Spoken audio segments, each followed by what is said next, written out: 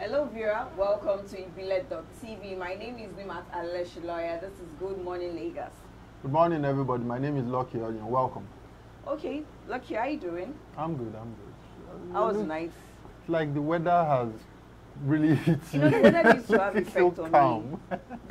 We have to have the weather effect on ourselves. Like you say, Lagos calm. is calm and preserved, so I need to have that feeling too from people. Are you serious? So how was your day yesterday? It is good. It is fun. After work, what next? What did you do? Well, I think I'm beginning to notice that I love family more than hanging out with friends. So you're at home all I was home. My brothers and sisters were so glad to see me. Holding the nylon bag home is something else. So definitely there's a rush for it. So it was really good. Great. Nice. All right. So we'll be kicking off with the newspaper beats for today. And Nimat will be taking us, we're starting off. So let's take it up. But first, we'll go on a quick break and when we come back, we'll read what was on the airlines today. All right. We'll be right back. Agboyi Ketu is an area in Ketu, a noteworthy city in Lagos State, Nigeria. It is situated in Kushofe local government and localized near the popular Mile 12 market. The state government commissioned 8 link roads. The following roads are Omotayo Banwo Street, Kola Iyaomolere Street, Omotayo Close, Adetunji Adebite Street, Ogun Street, Goodluck Street, and Prince Oyewumi Street. Some years ago, this area was so terrible. In fact, when you are passing this area, from this very short side, you can spend like 15-20 minutes because the area was so bad. The bike, everything was jam-packed. The area was not friendly. But now, we thank God for the government of the day. They've done some work, and the area is nice. Welcome back. You are still live with Good Morning Lagos on Ibile.tv. We'll be starting off with the Daily Sun newspaper. 2019, group buys 45 million naira nomination form for Buhari. A group under the auspice of National Consolidation Ambassador Network has brought the All Progressive Congress 45 million naira expression of interest and nomination form for President Muhammadu Buhari re-election bid in 2019. National coordinator of the group, Sunusi Musa, made a presentation to the national leadership of the party at the National Secretariat in company with their members.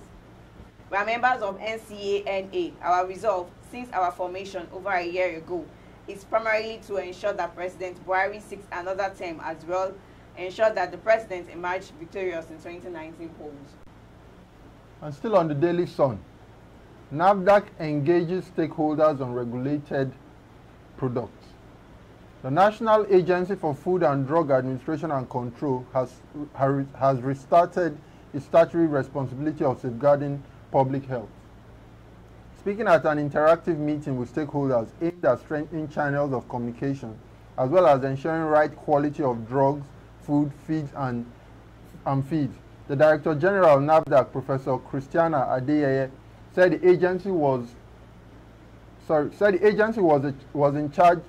with the responsibility to regulate and control the manufacture, importation, exportation, distribution, advertisement, sales and use of food, drugs, cosmetics, medical devices, bottled and packaged waters, as well as chemicals.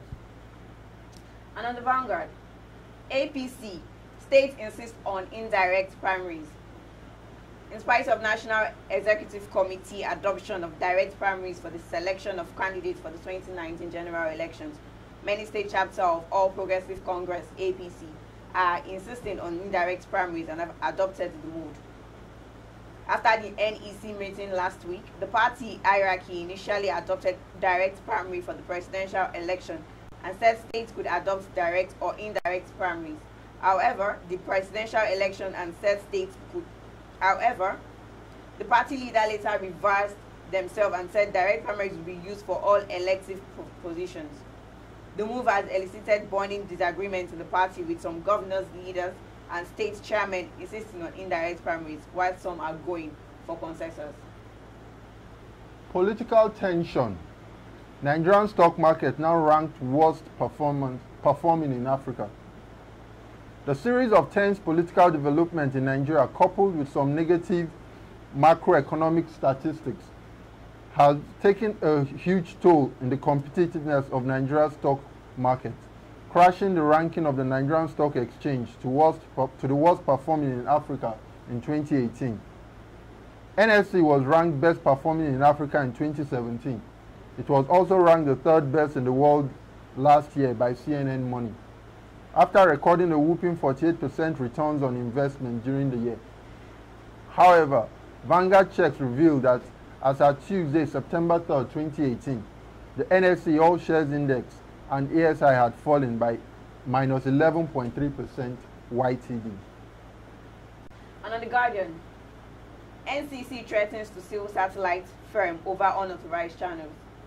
The Nigerian Copyright Commission yesterday threatened to suspend operations of Astronics Satellites Limited failure to produce evidence of authorization for broadcasting and rebroadcasting of satellite channels to subscribers. Director of Enforcement NCC, Mr. Augustine Alewo Amodu, who issued the threat during an unscheduled inspection on Astronics Satellite office in Kano, following series of petitions against the firm. And still on The Guardian, federal government pensioners yet to receive 33.3% pension arrears. Retirees across the country have confirmed that they are yet to receive complete payment of the 33.3% pension arrears meant for federal government pensioners under the Defined Benefit Scheme by the Pension Transition Arrangement Directorate. From a random research conducted recently, The Guardian observed that some of the government pensioners are still being owed 12 months to 24 months of the pension arrears, while some others were yet to receive any payment at all. And on The Punch, restructuring can't guarantee unity, stability, says Falana. Human rights lawyer Mr. Femi Falana, SAN, has said Nigerian quest for unity and political stability will remain elusive until the resources of the country are equitably redistributed among the region. He added that though Nigeria was ripe for restructuring, the people would remain polarized if the restructuring was not matched with the democratization of powers. The lawyer traced the disunity in the country to the manipulation by the colonists, which he said the current political elite has continued to perpetrate. Also on The Punch, robber jumps into Lagos Lagoon, escapes with loot.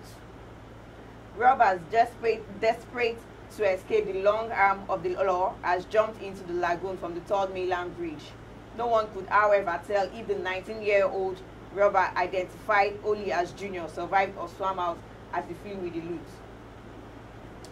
And that will be all for our newspaper this morning. You could pick any of this newspaper to get full stories on them. We'll go on a quick break, and when we come back, we'll be having lucky for our sports. Let us take you on a journey through Surulere, home to all things sports, home to the people. A place that not only takes the people to the world, but brings the world to the people. The place that holds the bridge between talent and stardom, where hard work pays off. With world-class stadiums constantly being upgraded and a good network of roads and infrastructure. Let us take you on a journey through the sports center of the nation. Let us take you on a journey through Surulere. Lagos State is a good state. It develops a lot of people that doesn't know how to do something in sports. It gives them the courage. Lagos State has been really trying. They've been really done well in terms of sports, not even only in squash, in sports generally. And you know, it's a nice setup. If